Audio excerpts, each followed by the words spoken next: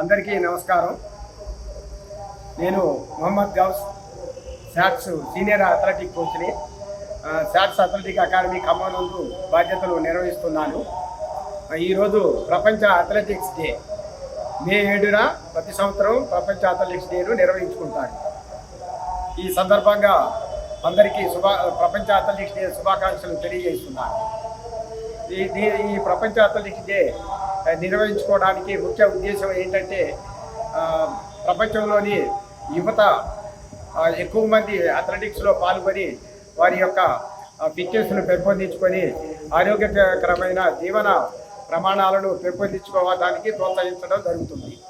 ఈ అథ్లెటిక్స్ అంశం అనేది రన్నింగ్, జంపింగ్, థ్రోయింగ్ ఈవెంట్స్తో కలిసి ఉంటుంది. ఇది అన్ని గేమ్స్కు మదర్ లాంటిది. ఇది ఒలింపిక్స్లో ఒక one of the best most important element అన్నమాట. ఈ అథ్లెటిక్స్లో ఎక్కువ మంది యువత ప్రాక్టీస్ చేసి తమ యొక్క ఫిట్నెస్ని